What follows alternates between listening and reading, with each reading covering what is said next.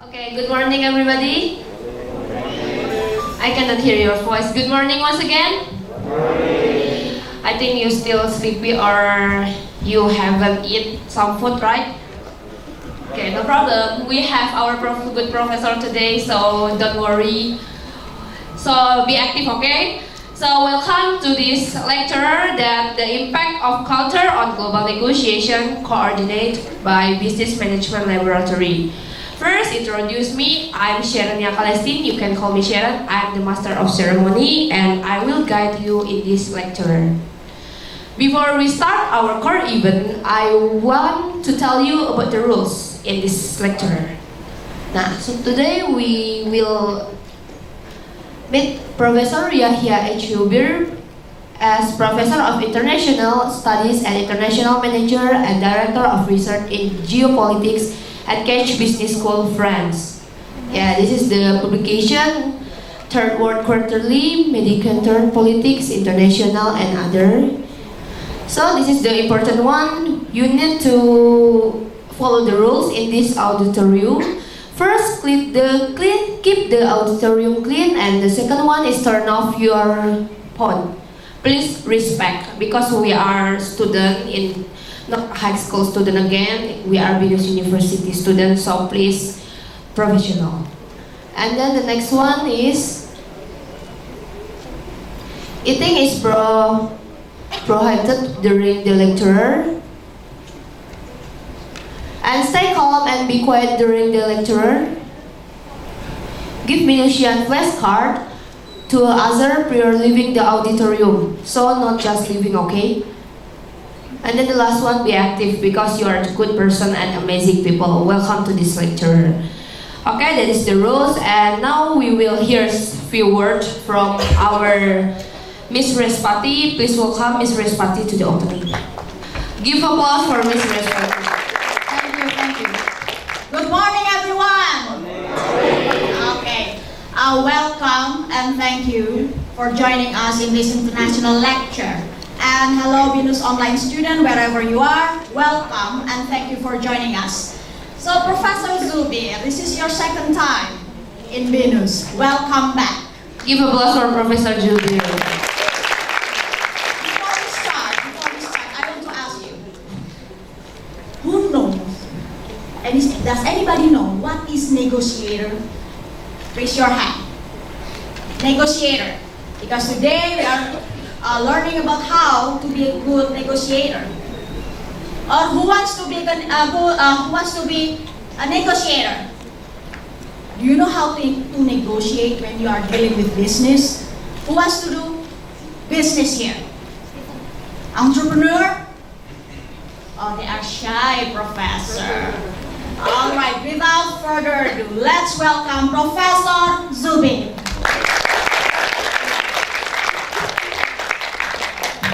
Good morning. Assalamu alaikum wa rahmatullahi wa barakatuh. I knew I would get an answer to that. Thank you for having me. Thank you for coming here. I would be talking about the impact of culture on negotiation, but Dr. Wulundari gave me an idea right now to define what negotiation is. So many of you said, we've never negotiated. Have you? Have you ever negotiated? Yes, okay. So negotiation is what? It's a decision-making process. You're talking to, it usually takes more than one person to negotiate something. You have someone who has something you need, and that other person has also, or that you have something that you need from the other person. Basically, that's what it is. When you are in your local context, you speak the same language, maybe there are a few regional differences, but overall, you are dealing with people of your own. You understand the language, you understand the nuances, you understand the humor, you understand all of that.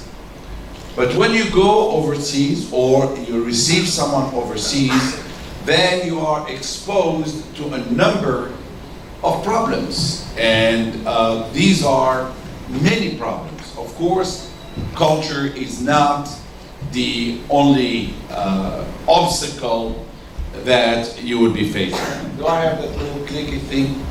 Not that I need it really, but I would just use it to show you some of the issues that you need. It's up. Did I put it this way? So I will come back to this, but knowing about cultural differences is a very important dimension of doing business overseas, because you're going to be confronted to issues that you're not confronted to at home. So I already hinted at one of them, which is the language. The language is different. And sometimes, even though you understand the language, let's say we both speak English, but we don't know what's behind the language, because you carry with you your background, your cultural background, the way you think, the way you approach issues. And of course, we will talk, hopefully, during this lecture, about the do's and don'ts. There are certain things that you can do at home that you cannot do, overseas with people from another culture. The way of greeting, the way of sitting, the way of eating. All those are, important differences that one has to keep in mind when dealing with overseas issues. Now, Dr. Wolondari asked you whether whether you negotiated or you're going to be business students and so on and so forth. Today, you cannot do business without knowing about negotiations. I cannot dwell into the field itself because it would take me too long, but I just give you a couple of ideas. Business schools in the past did not teach negotiation. When I say the past, let's say 40 years ago, 50 years ago, they did not teach negotiations. Negotiations was something that you felt an individual had in himself or herself. You say someone is a good negotiator. Like, Donald Trump never studied negotiation and he thinks he's a great negotiator because he knows how to talk and so on and so forth. But that's not a negotiator. Today, or in the last 40 years, we understood that negotiation is something you learn. We started by asking you, do you negotiate? And you said, not me. But it is an art. Negotiation is an art that you learn. It's a skill. Nobody was born a tennis player. Nobody was born a soccer player. It is something that you develop. It's something you work at, something you learn. Sometimes you make mistakes, sometimes you don't make mistakes. I have been teaching negotiation for many years. Believe me, about 22, 25 years. I think that's how long I've been teaching negotiations. And I always tell my students, it's something you develop, something that you learn, and you study cases, you learn from mistakes that others made. And negotiations are understood differently from one culture to the other. In some cultures, negotiation is how do I crush you? A competitive negotiation. In other words, I always need to win. In any case, this being said, negotiation is something that you need to learn, because in today's world, you are bound to travel. It's a globalized world, as you can see. And of course, you are not going to get something from someone if you don't know how to communicate. I will come back to communication because communication is a very important dimension of negotiation, whether it's domestic or international. Domestic will always speak the same language. How do I convince you to give me something I need, right? I need to use the concept of persuasion. I have to persuade you that we can do business together and that you need to give me that. Of course, it's always in a trade-off, because you get something. I need the money, or something in return. You know that the origin of the term negotiation is negosios, from the Greek. Negosios means trade, commerce. That's why how we use the term negotiation, its origin is commerce, because people trade. I don't know if you've seen when fishermen come with their fish to a place and they do the bidding, right? And they decide on a price. And it happens in every culture, by the way. If you see how it works in Holland they do it on cheese. They have this huge number, of rolls of cheese, and then they negotiate the price. I need to tell you, this is a skill that you need to learn domestically or internationally. Internationally, we get to the major problem or problems, barriers that you will face. Negotiation has, before I get to the international dimension, and it always works also at the international level, is how do we think of a negotiation? What are the key elements of a negotiation? The key elements of a negotiation, I'm going to tell you this, and I hope that down the road, inshallah, you will remember me for what I'm going to tell you right now. Negotiation, it's not because you are good looking or you're a good talker or what have you. Negotiation, the secret of negotiation is about preparation. It is how you prepare for a negotiation. Because the negotiation, the preparation, is what helps you decide on your strategy of negotiation. Let's say I'm preparing my own negotiation and I do a study about her. I need to go negotiate with her about some business deal. So I have to analyze this person. I do sort of profiling of this person, and then I decide whether I should be competitive with her or collaborative. There are different strategies. Today we look at the determining factors of negotiation. We take them from psychology. We take from psychology, say in psychology, we study the way people react to situations.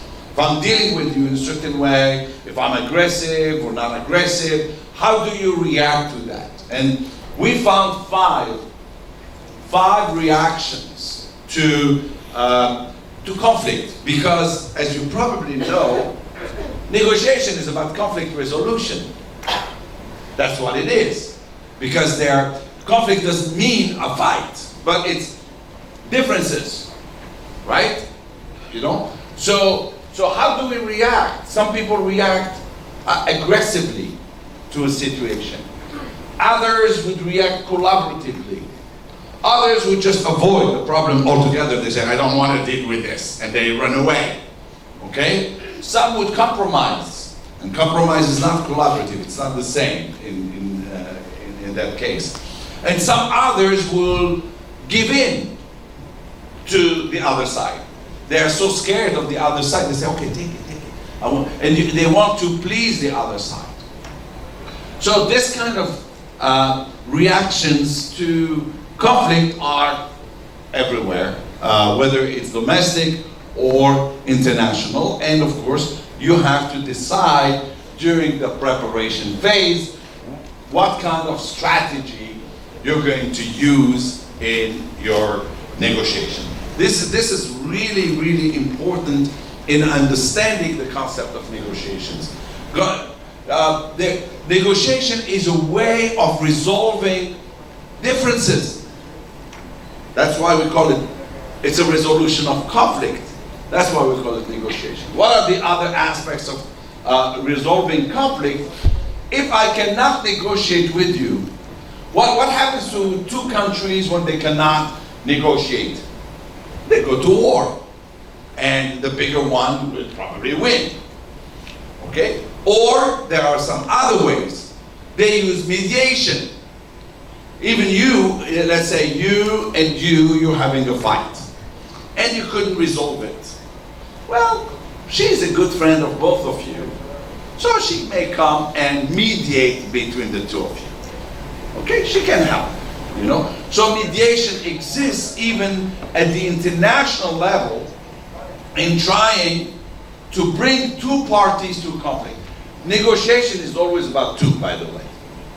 Some people say, oh, I negotiate with myself. Well, yes, you may decide to quit smoking or to break up with your friend or partner, whatever. But that's not negotiation. When we talk about negotiation, it is always about two parties. So what I'm trying to tell you is regarding this process of learning about negotiation. So before you go to this international level, you have to know about the domestic level. You need to know about these strategies that I was talking about. Of course, later you can ask questions when I can go into more detail about what you are looking for. Sorry. So, today in the world, we have a global economy. I mean, come on, people travel. Look, I've come. It took me almost 2 days to arrive here.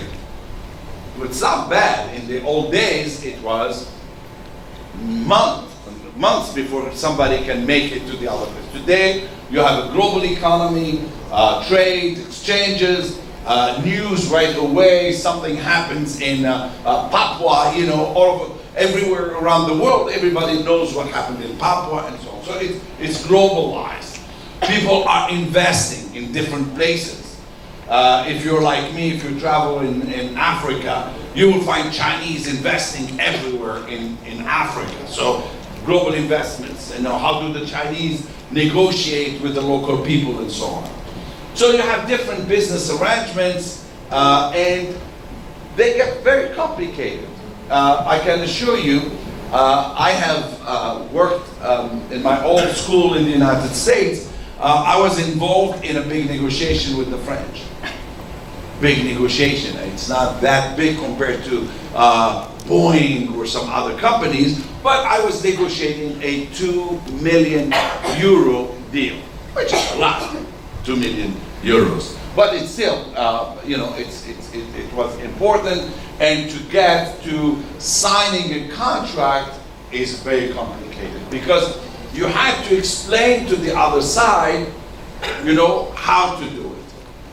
Let me give you one example that I experienced in that negotiation.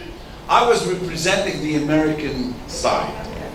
Okay, my school was at that time. It was an American school, and I'm an American. So we were negotiating. Now the French have a different concept of relationship than the Americans. I will explain this. For the Americans, the focus is on the deal. The relationship is not as important as it would be in Indonesia or, you know, in China or Japan or some other country. So when we were negotiating the deal, for the French saying we will do this was giving the word that it would get done.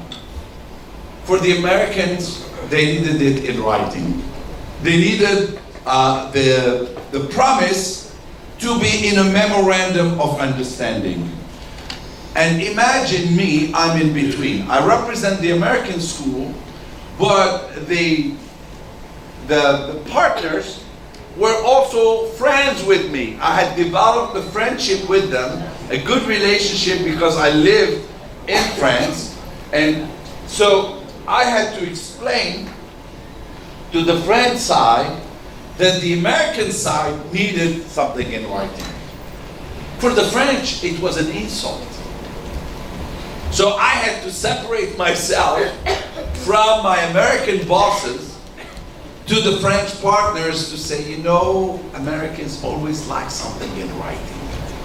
So I had to educate both sides. I had to explain to my bosses, hey, you're insulting the French because they're working with you on the basis of a long-term relationship.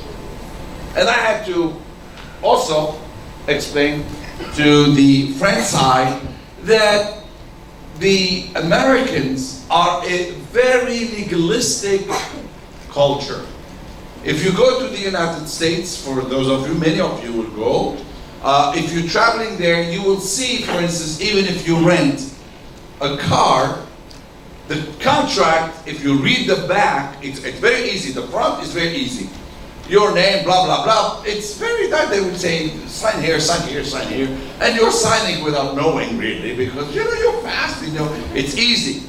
But then if you turn the back of the contract, it's huge. And it's written small. Nobody ever reads it. But if something happens, it's already in the contract.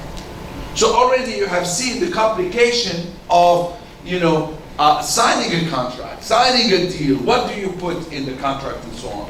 What if you are dealing with cultures that do not believe in contracts? For a long time, the Japanese did not believe in a contract. It was based on trust. I trust you. Why do I need to sign a contract? But an American would reply, since we trust each other, why don't you just put it in writing? So these are major differences when you are dealing with international business negotiations. It's not very simple. It's usually very complicated. We have done, well, not me in particular, but many of my colleagues in my old school, they did some surveys, some analyses. What is it that is most important in doing business internationally? So they went and they interviewed big companies. And they said to those companies, to the big bosses, who would you rather hire than someone else? So those business people said, those big CEOs and so on, and it was published, I think, in the Economist at that time.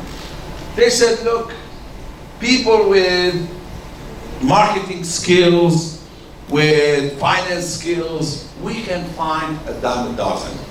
Everywhere we can find them. But we need people who are who have intercultural savvy, who know how to deal with cultures. I don't know how many of you, if you have already taken a class in cross-cultural communication, but it's a little bit more sophisticated. It's not just knowing about the dimensions of cultures and so on. But do you know that today we have a field or an area called intercultural knowledge or intercultural what's that? Intelligence. Thank you very much. There's emotional intelligence, which is not, but we have cultural intelligence. And there's a new literature that shows how people, can become really, or they have that knowledge of cultures. Okay? So it's really, it may sound simple. Many of you would be told, hey, if you go to the Muslim country, don't show your foot to the other side, or even in India they have the same thing, or don't eat with your left hand. And these are simple things. These are not the core. Probably some of you have, when you studied cultures, you knew the difference between the visible part of a culture and the core values of a culture. So there is a big difference between what you see and what is profound, because the profound, even in your own, you are not, because you're, as an Indonesian, you would do things subconsciously. You're not thinking about how to do it, you do it because you were raised doing it that way. And so when you're facing the American or the British, he's also, or she is raised in their own way, and it's different. So when you encounter each other, that's a problem. So if you want to be a global manager, and this is the best thing you can do in your lives, is to start studying cultures and develop cultural intelligence. Today, by the way, cultural intelligence is studied, is measured. Not like emotional intelligence. Emotional intelligence, we use the EQ today, the emotional quotient, but it's not as scientific as cultural intelligence. So, I just hinted at one of the issues that you'll be facing. So the result, as I said, I had a colleague of mine interview the CEO of Nestle company, the old CEO, and she interviewed him on my behalf for the journal to ask him what it is that he sees as a real or a really global manager. And he was talking mostly about culture. Yes, of course you have to have some knowledge, you have to need knowledge of business, that's obvious, but he was emphasizing culture. That is, I would come to Indonesia and I'm adapting to an Indonesian person. Then I fly again, I go to Japan and I will do the same. I would know. Like I call it personally, because I've lived in so many countries, I have switches. Just like turning on a switch. You know, when I go to the Middle East, for instance, I turn on my switch, Middle Eastern culture. I know how to talk to a woman, how to look at the woman, or not to look at the woman at all, and so on and so forth. Then I go to the United States. I know I'm going to be informal. I say, hello, my name is Yahia, Zoubir, call me Yahia. Right? You know, I know that I go back to the informality. I'm in France, or I'm in Germany, I know how to turn on my switch of being more formal. Are you all familiar with the formality, informality in cultures? Yes? Okay, if you know about formality, informality. So we have cultures that we rank according to their familiarity. So, if you have studied Hofstede, you talk about the power distance. This is what I'm referring to. And usually, you know, cultures with high power distance are more formal than cultures with low power distance. If you go to Australia, for instance, you know you are in a low power distance. Okay? If you go to Guatemala in Latin America or Greece, it's high. You know, power distance where you need to use the titles and so on and so forth. So the question, the difficulty that international business negotiators have is how do we deal with all these different cultures? And as I alluded to it earlier, one of the things is that you study cross-cultural communication. To learn about cultural differences, you know, you do what we call today the clusters. I don't know if you studied clusters in culture. You know, we have the Hofstede model, but we also have Trompe-l'Œil, we have Globe, we have many other aspects. You know, how do we group cultures and know more or less, you know, what their similarities are, and so on and so forth. So, what you don't probably know is sometimes how you can make the faux pas.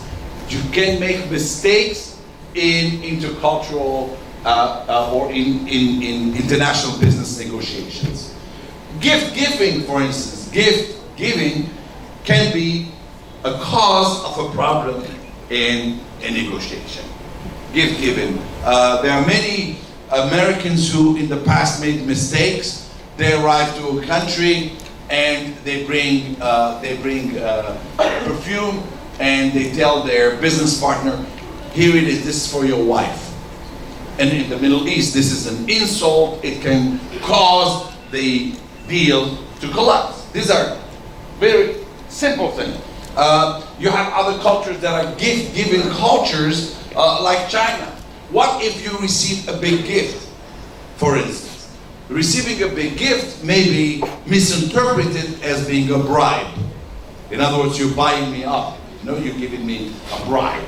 So, and you know, some countries have laws, like the United States would not allow you to receive a gift of a certain size. So these are little aspects that you young people need to start already learning about.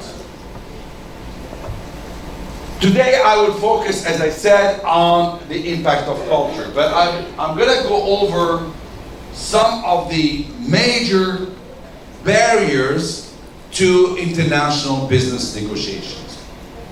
The cultural are among the most important. It's not maybe the only one, but I would argue it is one of the most important. Okay? We also have, within negotiations, we have problems between negotiators. We go as a team to negotiate, and we have bickering, disputes among the negotiators, especially if the negotiators have not well prepared, they have not rehearsed how they were going to do this. There are also antagonisms between, let's imagine a negotiation between the Chinese and the Japanese. Already the Chinese have a negative attitude towards the Japanese because of World War II. People do remember, they have, attitudes. They don't feel comfortable. So that is one of those issues. Some negotiators, remember I mentioned earlier, the issue of strategies of negotiation. Imagine that I am a competitive negotiator. When I'm a competitive negotiator, I am less inclined to look at various options because I want to win. It's all psychological. Whether you believe that there should be two winners in a negotiation or there would be one winner. We call it the win-lose negotiation. So that happens, and that creates problems when you're negotiating domestically, but also in international business. So the competitive negotiation is one where you use a lot of tactics, where you use tricks in negotiation, where you lie, where you distort the truth, where you cheat, you try to outsmart the other side, your business partner, because you want to win. Okay? So that's one approach. It's unlike the approach which is one where you want to be fair, you want to collaborate, and so on. And by the way, we have ranked cultures, and we can tell which type of cultures are very competitive. For instance, if you go negotiate with Brazilians, they would be very competitive. They would win, they push and push and push. Eventually, you get into some understanding, they start building the relationship, and so on and so forth. I don't know if you understand what I keep repeating the term relationship. Let me pause and explain it. All studies in both international business negotiations and in cross-cultural communication, we have divided the world into two or three, but it's really two.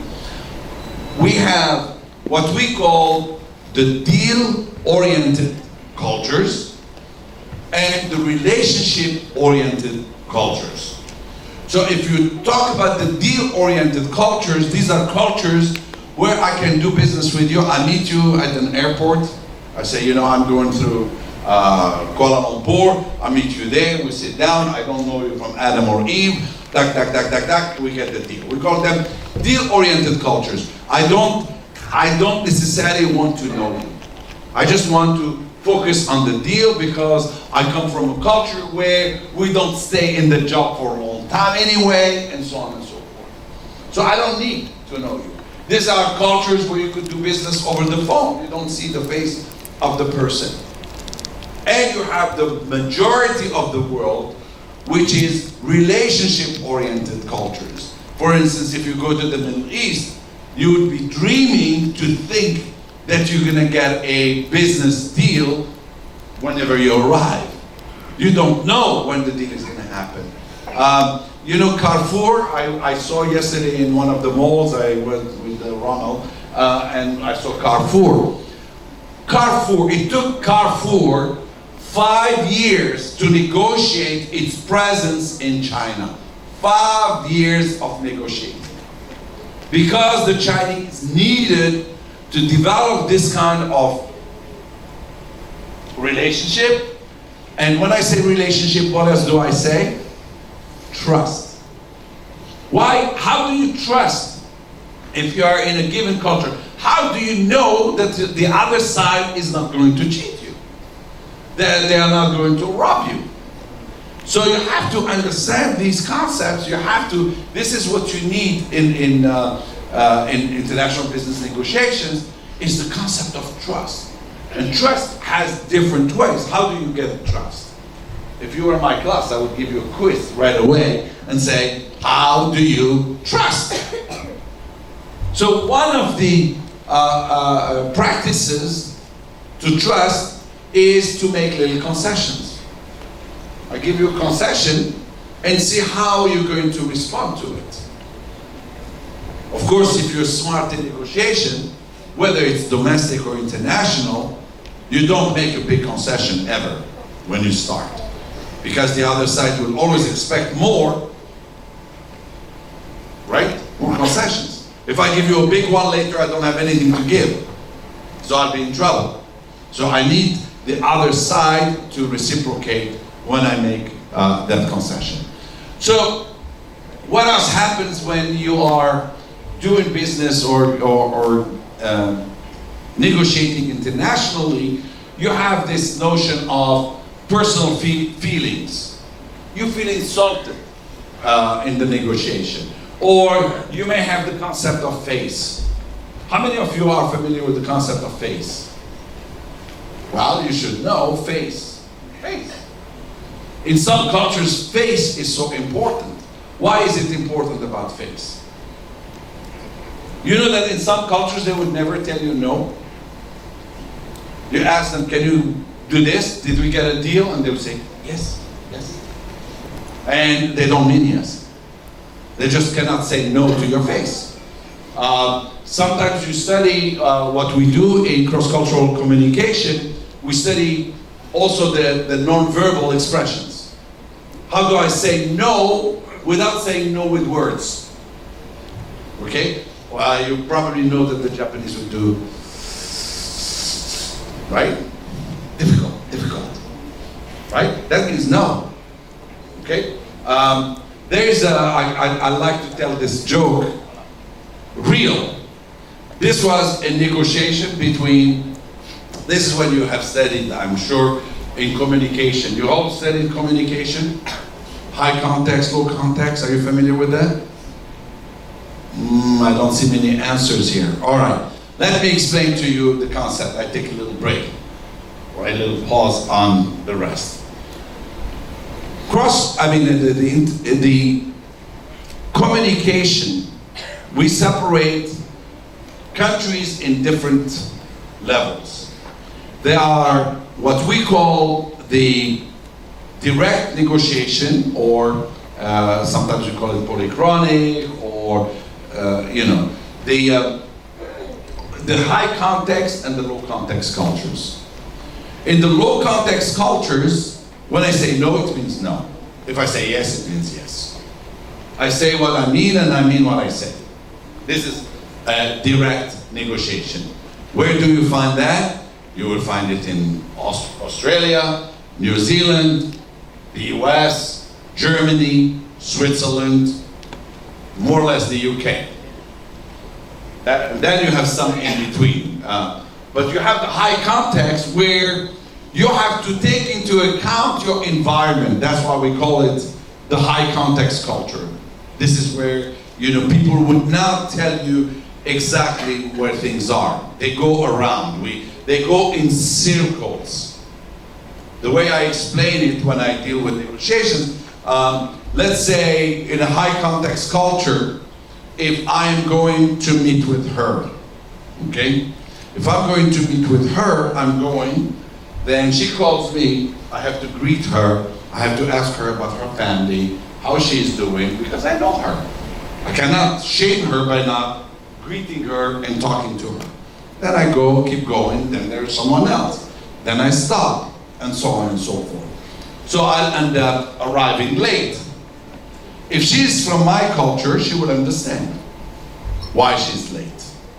Okay? And it's not necessarily the traffic. Yes, some cultures it's the traffic.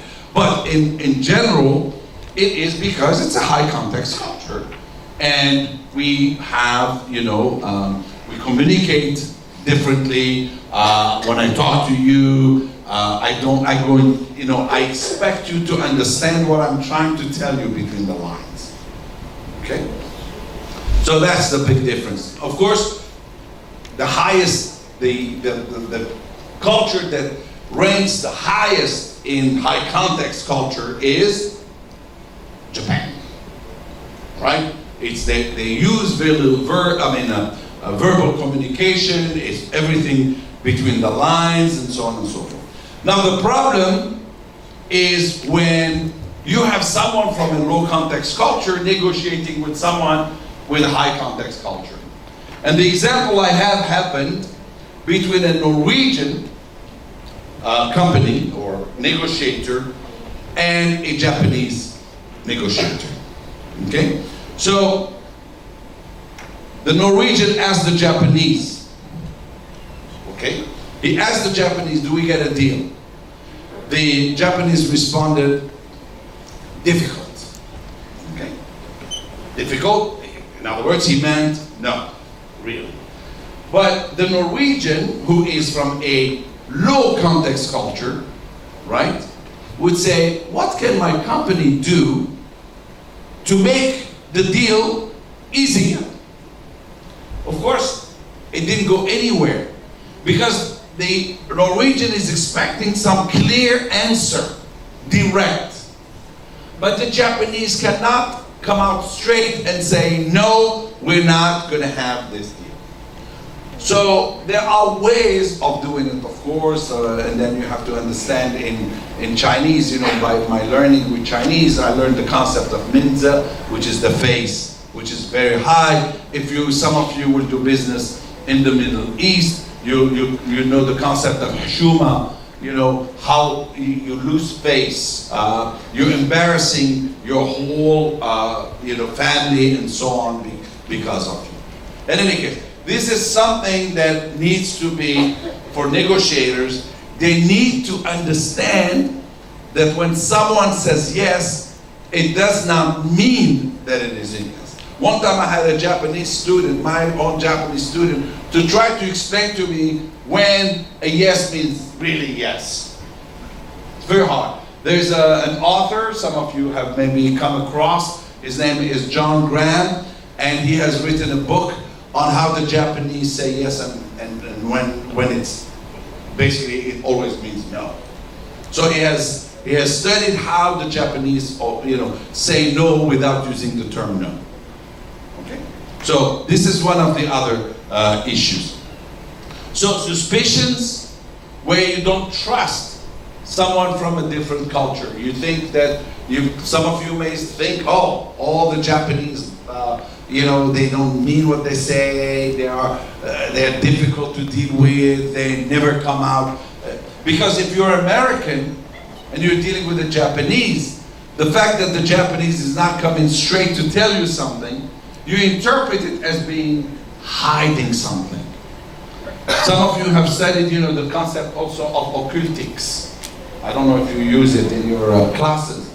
How you will look at the person. In some cultures, I need to look at you in the eyes. The fact that I look at you in the eyes will prove that I'm sincere. In some other cultures, I cannot look at you in the eyes. Maybe because you're older. When you're older, I don't look at you in the eyes. Even I, up to today, I cannot look at my father in the eyes. Because I come originally from a culture where we respect the elderly. So I don't look at him in the eyes. If I look at him in the eyes, it means I am challenging his authority. Probably you have more or less the same, I imagine. India has it, some other countries have this whole notion. So, I talked about cultures. I said the cultural barrier is the most important, but you have not only culture, but let me go to my last slide where I will come back again. This one. When you go to, first of all, there is the negotiating environment that you take into account as a negotiator. What is happening? Let's say if I had to negotiate a deal last Friday, I had just arrived from flying for 24 hours. That's what we call the negotiating environment. I'm tired. I'm jet lagged. Where do I negotiate to? I mean, why is it that I'm the one coming to Indonesia to negotiate with my partner? I have to negotiate what I call it, I have to negotiate the negotiation. Where would it take place? Now, some people would say, let's have it midway. Let's say you're from Indonesia, you're going to negotiate with an American, you say, okay, we'll meet in Hawaii or somewhere closer. But again, you have to be very careful. If you're going to, like the Japanese, they go to Hawaii to negotiate with the Americans, but if the partner proposes to do it on his yacht, he's at the home advantage. He has access to email, he has access to to a fax, but the Japanese is not in his own terms. So that's the negotiation environment. The jet lag, you arrive, there's the culture.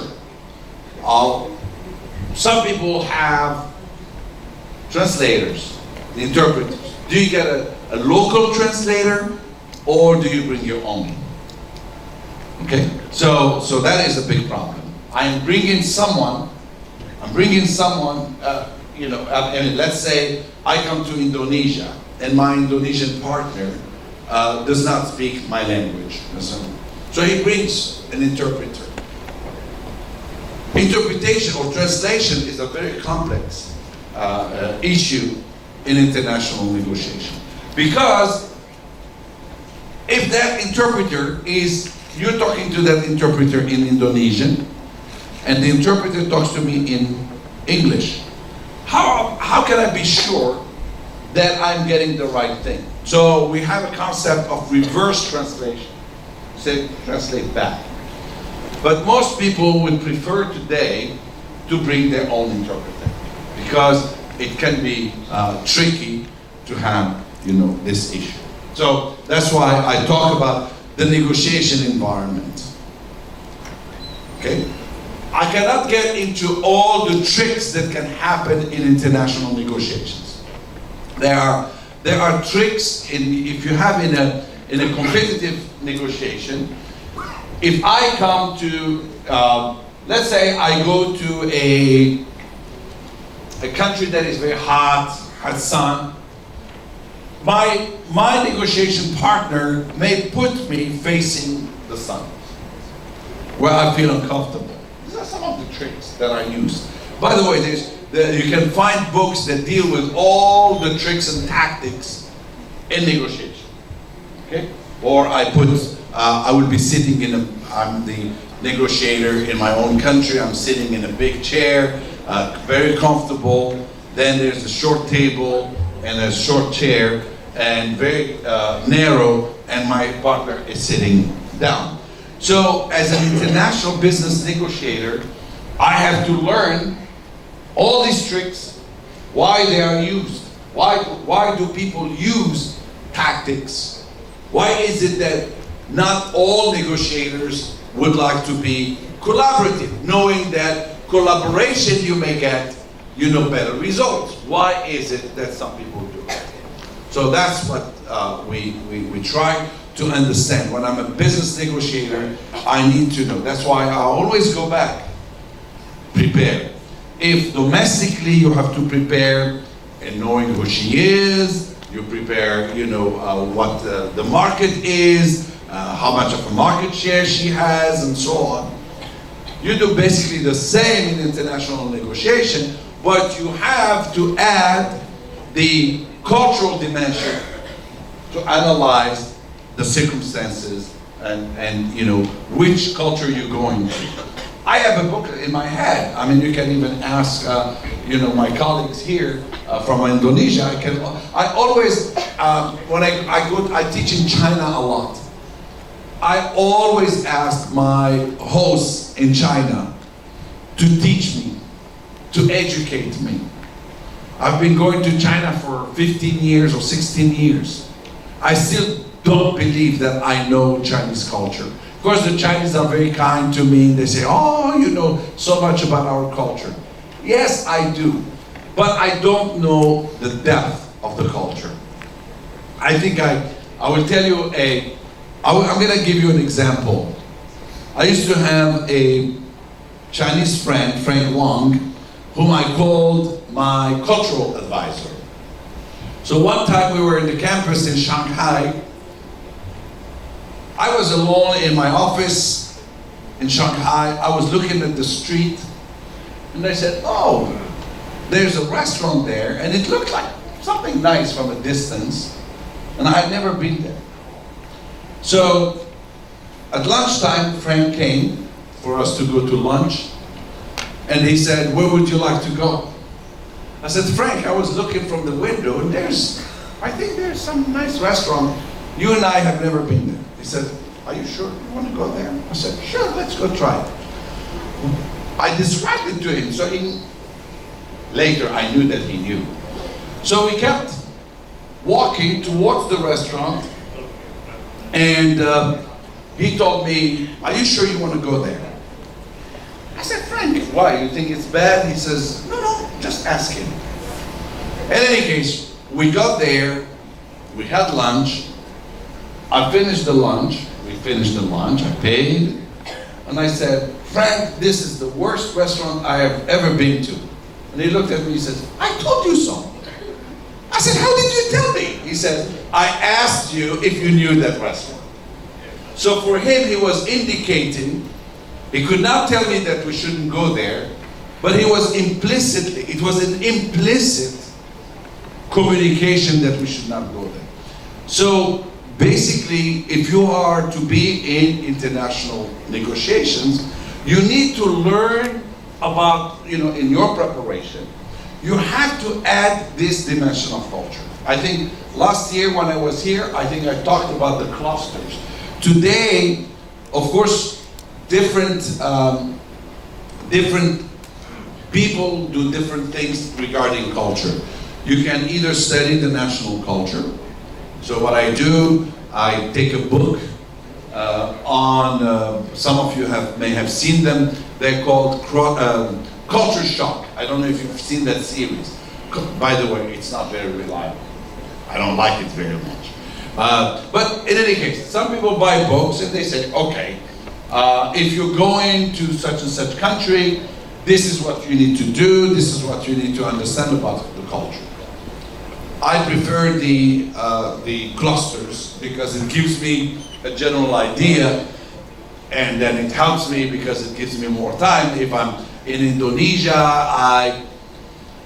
I'm assuming, I haven't seen the cluster, whether Indonesia and Singapore and Malaysia would be in the same, but let's say they're in the same cluster, so more or less I know what I'm expecting. So in my preparation, I'm going through, what that country or that region, how they are culturally speaking.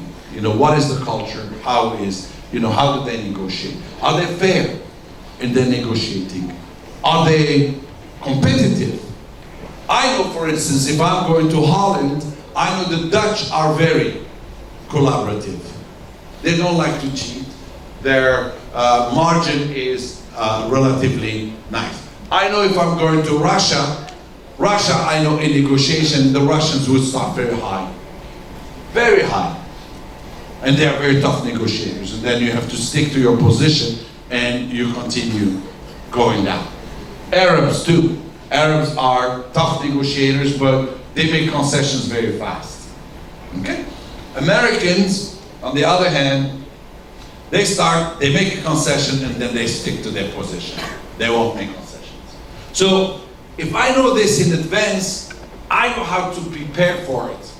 If I push a German to negotiate or bargain, by the way, do you know the difference between bargaining and negotiation? Let me give you the difference. Bargaining, is there a word in Indonesian to bargain and negotiate? There are two different words. Okay. Bargaining is like when I go to a market. I just bargain with the price. Somebody tells me this is 20, I say, no, come on, 5. No, they are, until we get to a result. Negotiation is different. It includes bargaining, but it has different dimensions. It includes communication. It includes preparation. It includes, different elements before you get to that. So what else do we face as international business negotiators? We face the problem of laws and governments. The laws in your country are different from the country where you're going. So in international business, you are going to an environment, a legal environment that is different from yours.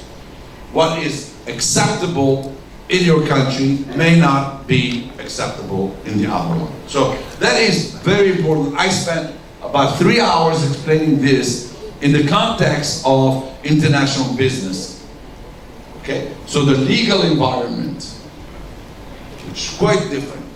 And of course, in that you have to include countries where there's a high level of corruption and so on and so forth. Today, we have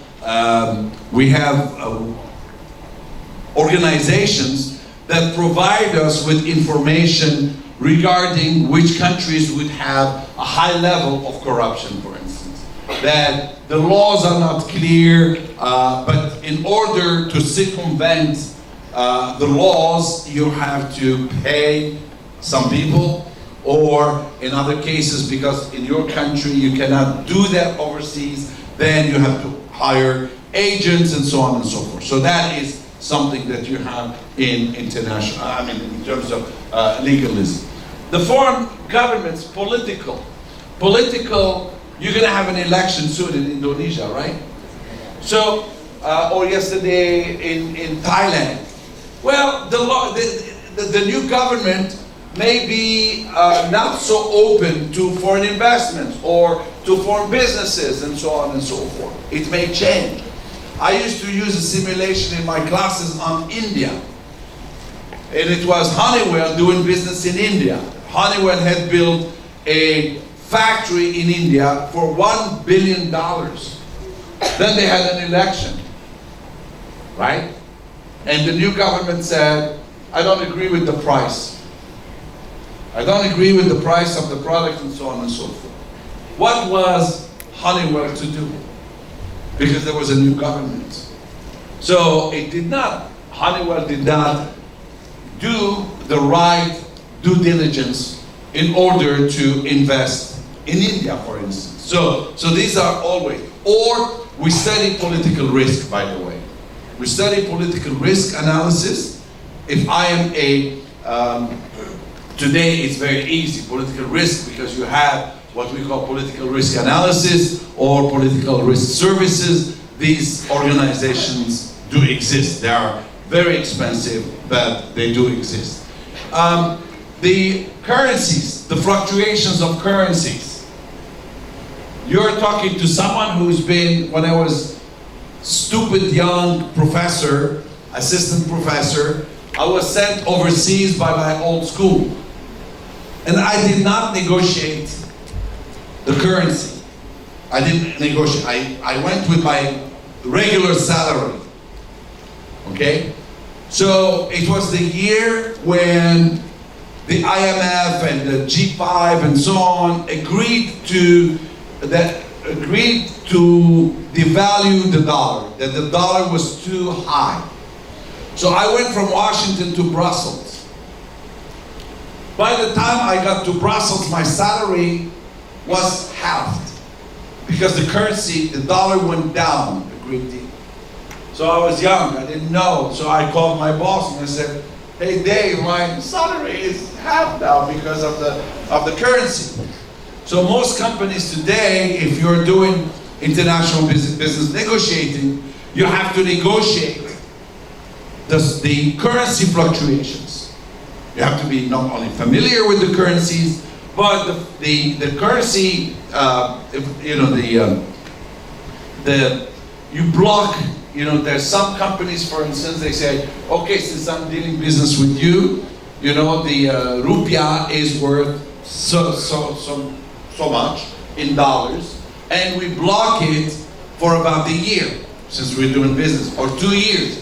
Or we say there would be 3% here and 3% there. But we agree, we negotiate it, and it is in the contract. So that I do not get any surprises in case there is a huge decrease in the currency. Well, it has to work both ways, okay? Because the one whose currency is devalued, is at a disadvantage, okay? So, the foreign bureaucracies, how do you get, when you are an international business person, how do you get to establish a business? How easy is it for an American to come do business in Indonesia? How does he do it? How does the company do it?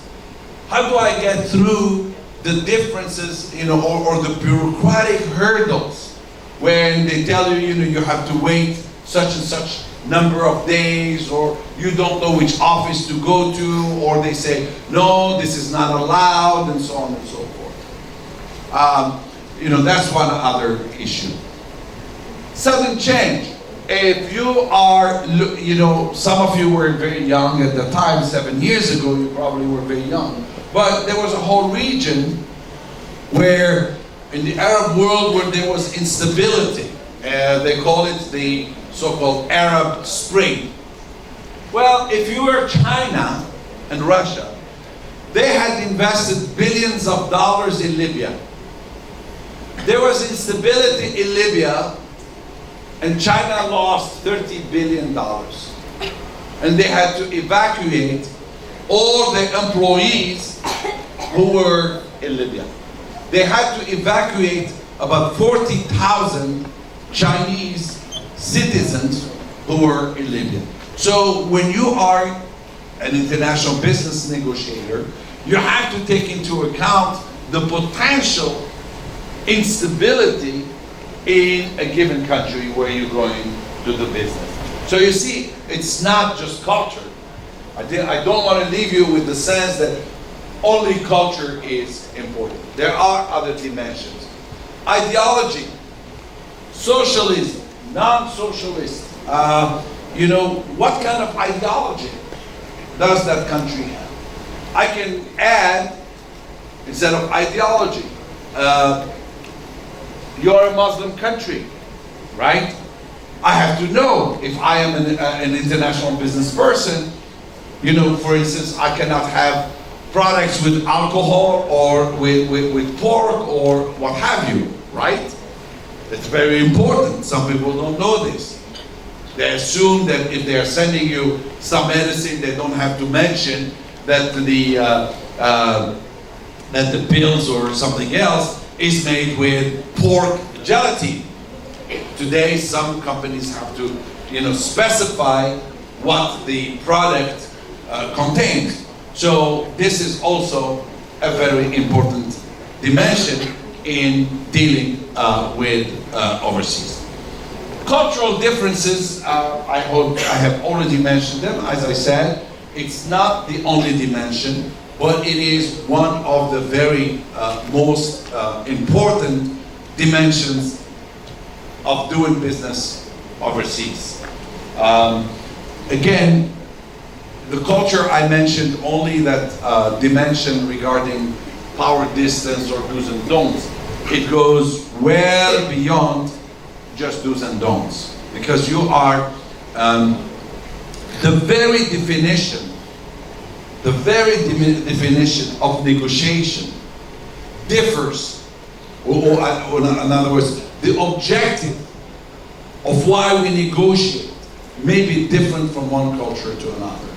As I explained to you, for the Chinese, it means I am going to take my time to know you as a company, to know you, what you have in mind, and I'm going to take time, I'm going to need to trust you, and so on and so forth. For an American, it's totally different. For me, I am always in a hurry. I am American, I am in a hurry, I have to get the business done. Time is money. I cannot spend 1 week in China. I can only afford 2 days, and I want to get the deal done. Well, good luck.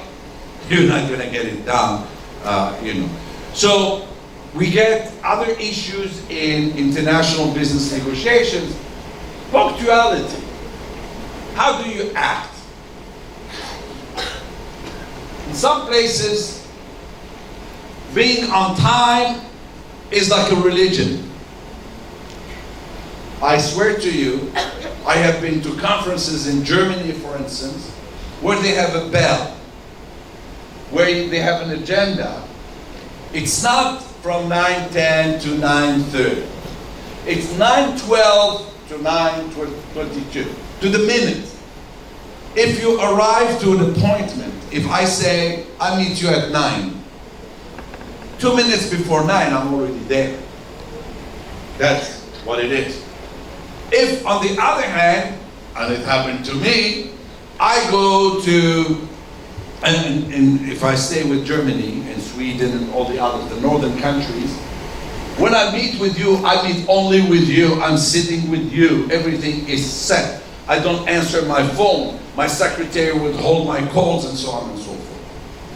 Now, assume I'm doing business in the Middle East, and I swear to you, it is one of the worst places to do business in terms of punctuality and so on. So, I tell you, when can we meet? And you tell me tomorrow, and I say, what time? And you tell me, around 10. So I come as an American or a Swede or a German, I arrive, and I'm there 15 minutes before I'm sitting. Okay, they bring me the tea, the coffee, and so on. It's already 12 and the guy is not there. And then they may tell you, well, he just called and he said, sorry, he cannot make it. You don't get the deal. I mean, it's not there. So you have to come back. And while you're there, let's say you have a meeting, and you're talking to someone who has been in that situation. I was in Jordan, in Amman, where I was with a dean, where I was negotiating a partnership. First of all, he came 1 hour late. So I was waiting for 1 hour.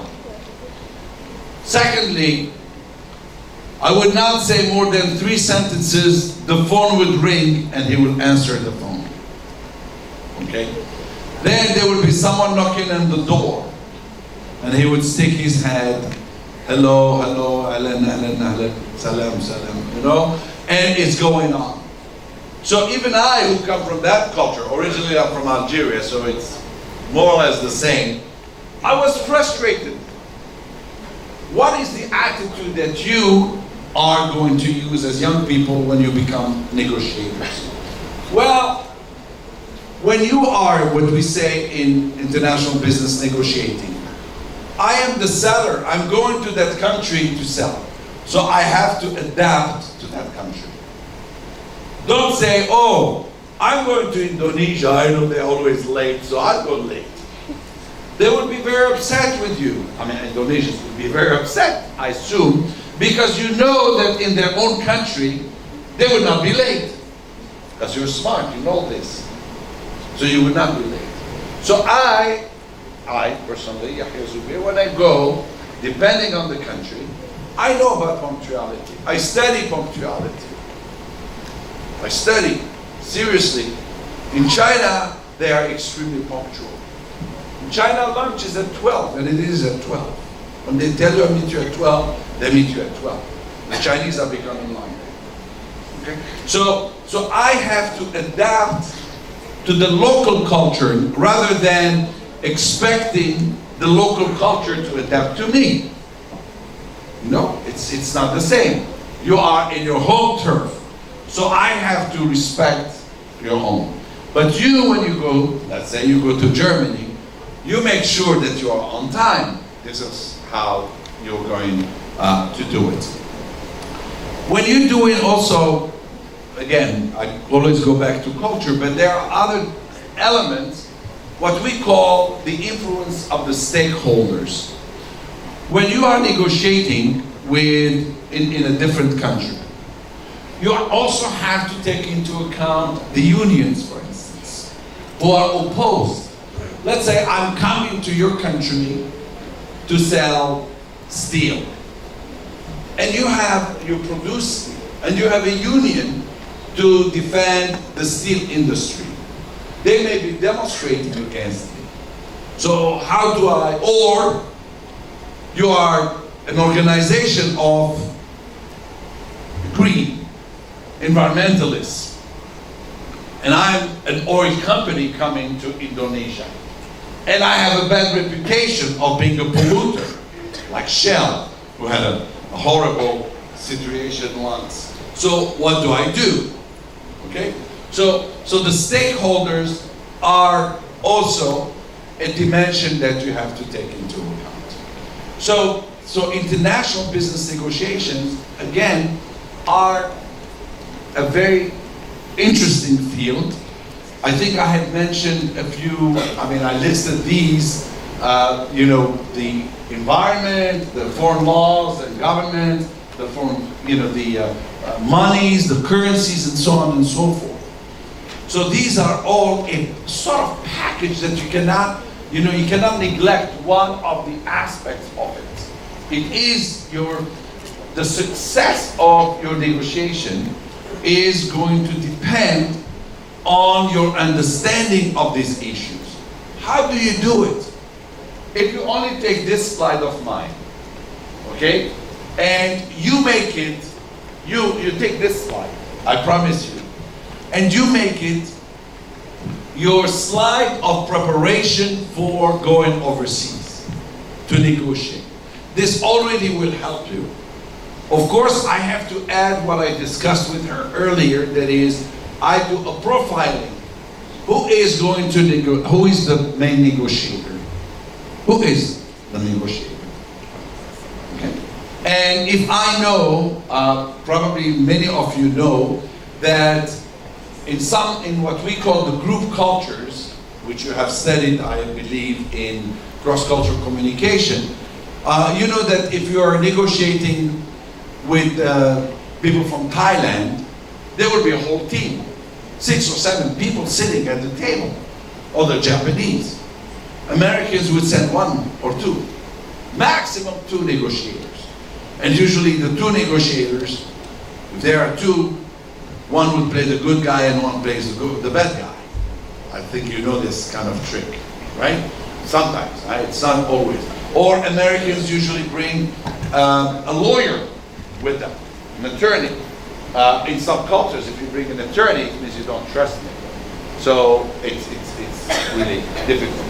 So basically, if I had to sum up, in international business negotiations, you are faced with many barriers. Culture is one of the most important. Knowing, about cultures is a big advantage to you. The more you know about a different culture or the culture in which you're going to do business, the better off you are. My best advice, I think I said it in the beginning, I said if you want to take anything away from what I'm saying, is that if in your own country you do negotiating, if your own country, preparation is key in international business negotiations, preparation is even more important. I have 5 minutes more, or I saw 2 earlier, so it's 5 minutes? All right. So let me then go back to, let me explain, some of you, maybe I did not elaborate on the strategies again. The strategies of negotiation, why are they important? The strategies, the 5 that I mentioned, I teach 5 strategies of negotiation. I think I mentioned them. The one is the competitive negotiation, the collaborative negotiation, the compromise, the accommodation, and the avoidance. The avoidance, we give it a name called the lose-lose negotiation. In other words, I look at the negotiation. Let's say you have your own business. You want to go to country X.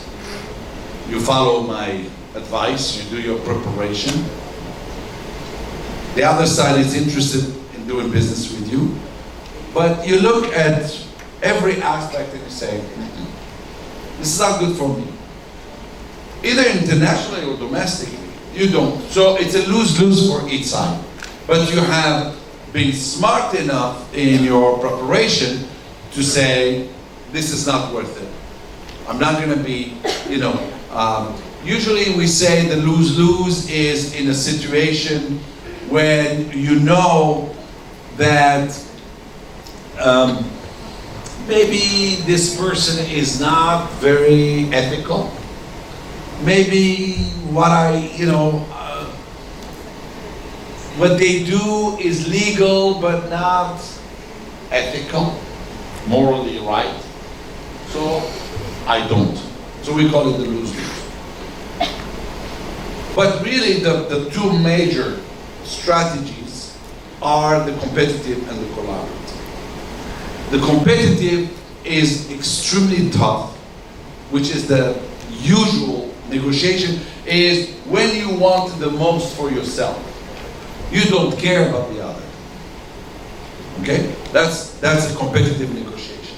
So I prepare to go somewhere to win. And you see it, for instance, some of you have done international relations. In international politics, international business negotiations, there are a lot of competitive aspects to the negotiation. So this is the negotiation when you use tricks, tactics, okay? And then if you have the collaborative negotiation, is when I realize that she and I share the ethical aspects about the negotiation, that she's nice. So it doesn't mean I compromise. It doesn't mean I let her win. Not at all. We are both winners. This is what sometimes you see it as being or called the win-win negotiation. We are both winners and we work towards that. And so when do you decide to negotiate? Whether domestically or internationally. I negotiate when I know, this is your key to negotiating. I go to negotiate to get somewhere or something better than what I currently have.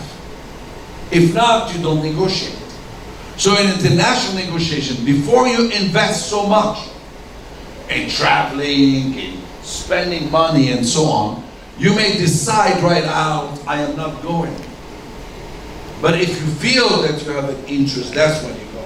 So if you see today in Jakarta, you see many business people come, the best prepared, they would say, I know Jakarta, doing business is difficult, but I know that what I will get from it is good for me at the end of the day. Many people ask, why do some companies spend so much time sitting in China losing money? Well, the research has shown that if they stick to that, in the longer run, they're winners. Why? Because the market is huge, the advantages would be great, and so on. So the studies have shown that, for instance, doing business in China, it took, for some companies, up to 5, like I gave you kind of 4 or more years before they become successful. So they made a deliberate choice that they would stay in that, in the country, because they know that in the longer run they would have, they would make money, they would be successful. So I just see the timeout. Let me just recap quickly. International business negotiations is not simply about knowing the culture and all, but it is about having a sense of all these obstacles. And a successful negotiator or international business negotiator is someone who knows how to handle all these issues. Thank you very much.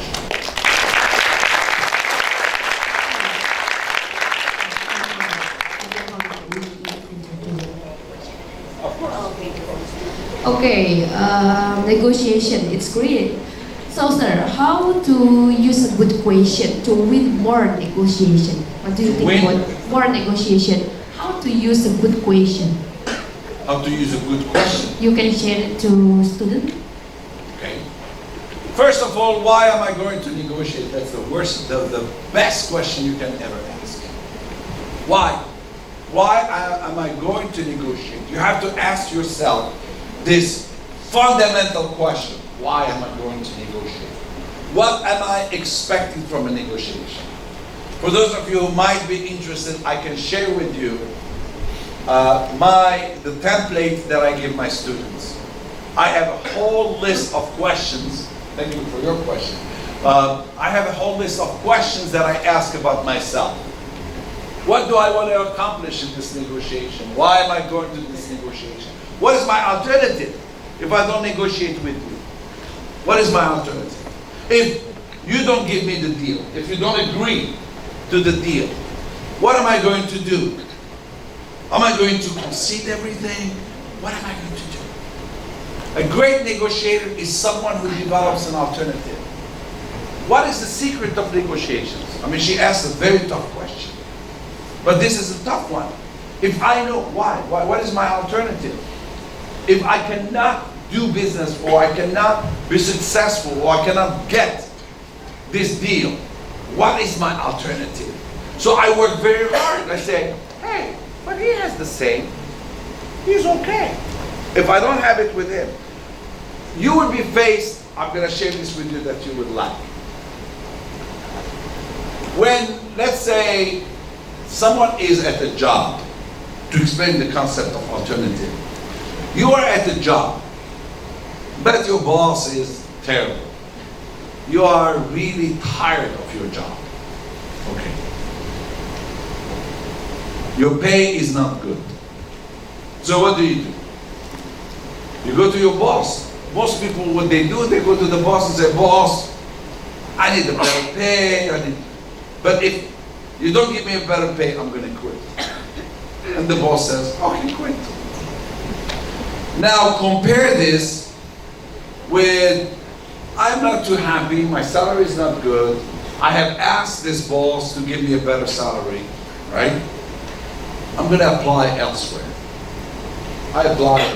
Once I have something solid in my pocket, and I still would like to stay in my job, when I negotiate with my boss, I'm feeling very comfortable because I have a job offer. And I don't need to tell the boss I'm going to leave. So everything about negotiations, it's really, there is a big psychological dimension. Is how you prepare yourself, how you ask the right questions. There are a lot of questions. Many people don't know this, and I swear to you this is the truth. 90%, listen to me, 90% of a negotiation is about preparation. It has been demonstrated scientifically. 10% is when you get to the table and blah, blah, blah, blah, blah, you talk and then you sign. But all your work happens at the preparation phase. Okay, thank you. So now we go into question and answer session. And we have 280 participants from Binus Online Learning. It's great. Give applause for Binus Online Learning. So, is there any question for Professor Zoubir? We open to question. Okay. Thank you. Good morning, Professor. Good morning. My name is Yahia. I am a lecturer at International Relations Department on Middle East Studies. And We can talk later. I read your article, and I think are very interesting article and good article. But for me, it's difficult to write the same articles like you because Indonesia and Middle East, the different region. Indonesia in the Southeast Asia, and the Middle East in the Middle East region. Absolutely. And then the result is my articles only focus on terrorism issues and Islamic studies, not in economic sector, for example. So how to connect between Indonesia and the Middle East issues? It is the first questions. And the second question is probably mostly Middle East countries not interested in invest their money in Indonesia. Why? I don't know. Based on the recent my research about the Saudi Arabia invest in Indonesia. Okay. The reason of my research about the Saudi Arabia invest in Indonesia, the result is around 0.6. Only 0.6. Saudi Arabia invest their money in Indonesia. The problem is maybe because failed of negotiation. Why? Because you said that the negotiation is very, very important about the ideology and then the similar concept. I think between Indonesia and the Middle East countries, especially Gulf countries, have similar cultures and religion. What do you think about that? Thank you. Okay. Well, did you hear her question? She says, look, we have the Middle East region and Indonesia, and they have the same, more or less the same culture, and still the Saudis do not invest enough in Indonesia. Well, if we stick to those elements,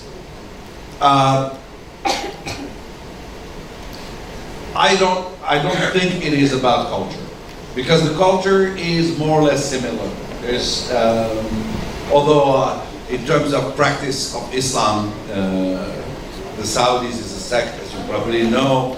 But even in religion, you know, there are differences. The Wahhabism is different from the regular Sunni Muslims and so on. But usually it may be, how do you attract businesses? What is it that you offer to a country to come here? You have to compare. Why is it that you have, for instance, the Chinese? Why do they want to invest in Indonesia and not the Saudis? So it depends on what you are offering. It depends on how the climate of business. And I don't think in the case of Saudi Arabia, it is because of that. Because the Saudis are investing in different other places. The reason they are not investing in Indonesia, you should know it better than me, because it's not about religion. I'm not sure it's about the politics. It's how the government of Indonesia, what kind of incentives or what kind of rapport it has established with the Saudis to attract them to come and invest here. So I am not sure it has anything to do with culture or the bureaucracies or the religion or anything. It's a matter of how the government can create the incentives for the countries to come. So maybe in your cases you deal with those issues, you should compare why is it that the Chinese want to come and not the Saudis. That's the best answer I can give you. But it might be, again, it's whether I don't know enough about the politics of Indonesia, but does your government really want the Saudis to come and invest? If then if that's yes, then what is it that it can do to attract, the Saudis to come? That's what I think. Okay, thank you. For the second question, please. My name is Vishka, and I have a question. So there's two types of cultural negotiations. The first one is intercultural and cross-cultural. So the simple ways of thinking could also affect the negotiation process. We could learn from the cultural dimension, but it's also general. It's generalized to people. Because of the modernization, people are not the way they are back then. It creates another level of confusion and misunderstanding. That's my opinion. If there is another, if you have your own opinions, that would be great. So basically you're asking me what are the cultural barriers? Yeah, because the cultural dimension isn't just as a precaution to use when we... No, okay. Cultural issues is not just about being cautious. It's about knowing really about the culture. What is it that they like and they don't like? What is it in the manners that they accept and they don't accept? Some are very important values. You're Muslim, you know what is important. That's where the religion would play a role. Or if you're in your country, I know the country where I come from, religion dominates everything. Islam is the religion of everybody, and and it's important. So if I am a foreign business person, I need to know about it. But again, remember, culture is not just about religion, although religion is an important factor in the culture. It's not the only thing. There are things that, like Saudi, about your question. The Saudis, the woman cannot drive, for instance. It couldn't. Now, supposedly they allowed it. Where in Islam have you seen that? So why do they ban it? What does that do to it? That's the patriarchal structure of the society. The attitude towards women is not the attitude of Islam.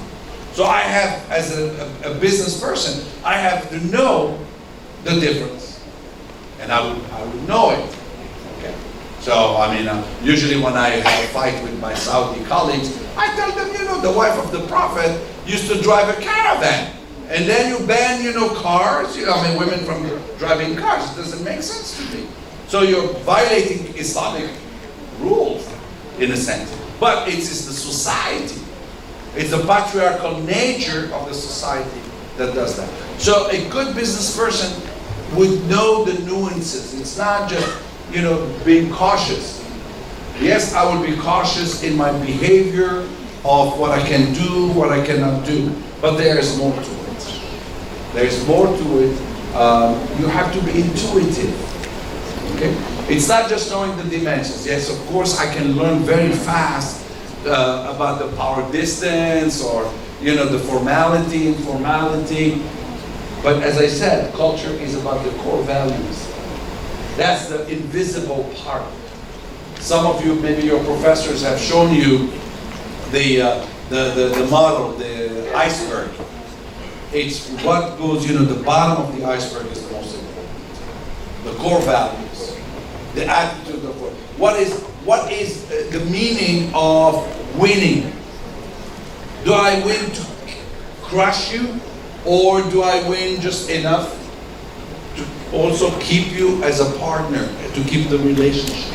So this is what is important. So it's not just about being cautious. It's not just being afraid of shaking hands with a woman in a Muslim country. No, it's more than that. It's more than that. There are Muslim women who are veiled and they shake hands and others don't. That's not. Of course, I know personally, I don't give my hand unless the woman gives it to me. That's it. That's easy to learn. But we're talking, when you talk about cultures, you're talking about the fundamentals of culture. The collective memory of people, right? The position, the gender issues, right? The question of rights and so on. What is the leader, a good leader? How do I respect the leader? What is the position of the elderly? Should I be formal? Well, when I learned now, for instance, if you go to Korea, you know how important the business card is. So I learned that. That's not very difficult. What's that? There was a question there? Yeah, we will take one question from Binus Online Learning. From Widya Kumalasari. Hello, my name is Widya Kumalasari. I come from Binus Online Learning and studying in Business Management major. Okay, we direct to question. The question is about last week I had negotiation with Chinese that it was a hard effort to get what my company wants from them. We negotiated start from 10 a.m. until 8 p.m. It was a hard effort and finally we got what we want. We spent much time to get the price, how to make sure the Chinese to give what we want in negotiation. But personally, I know about the culture of Chinese. Okay. Anybody who tells you that negotiation is about price is wrong. Because negotiation is not just about price. Because I can always, let's say, Professor, I discuss with you, I can start by saying, you ask me the price and all, I say my price is 50. And you say, oh no, I say, my price is non-negotiable.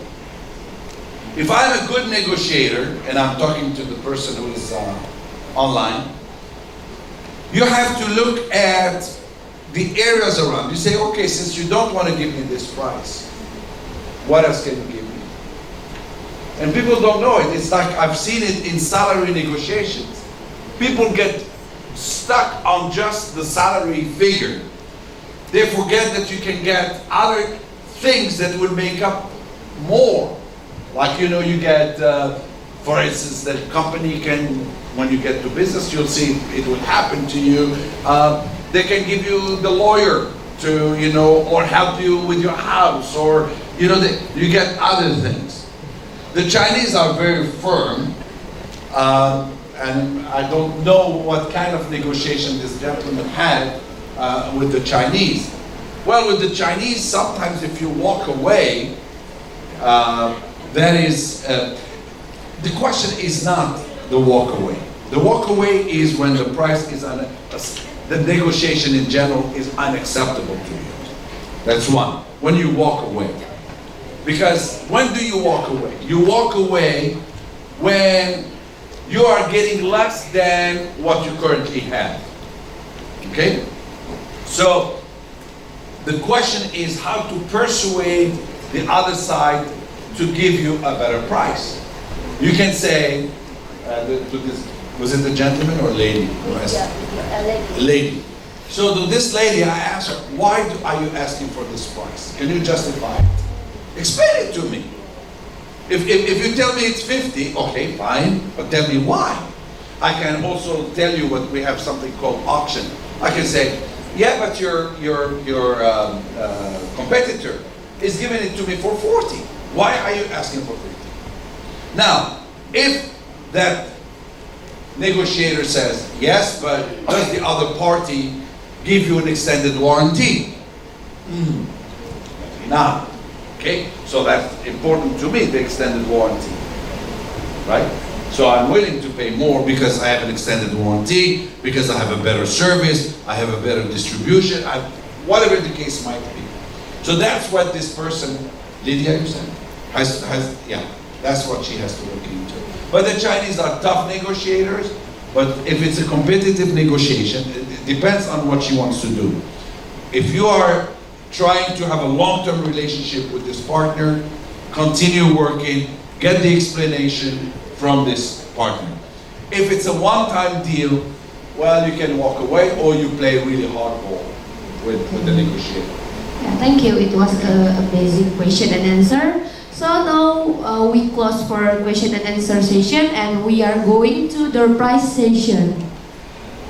Okay, sir, now we will choose one of the lucky people who will get their prize. Okay, guys, so when I count 1, 2, 3, we together say stop, okay? Okay? Okay. 1, 2, 3, stop. Okay, Chris Lukita. Which one is Chris Lukita? Yeah, for Chris Lukita and for the questioner, please, for the winner, the door prize winner, please join to us, and the voucher MAP as the gift will be given by you, okay? Okay. Okay, give applause for the winner.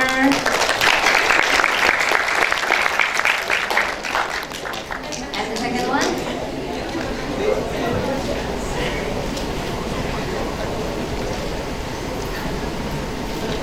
Okay, for ma'am.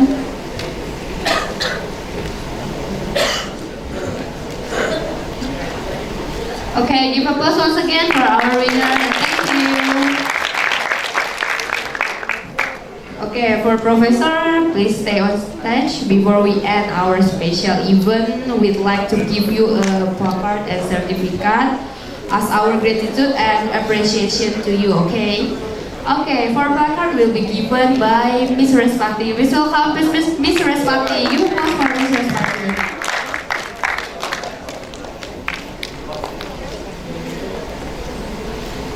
And the certificate will be given by Miss Juliani. Please welcome Miss Juliani. Give applause for the Miss Juliani.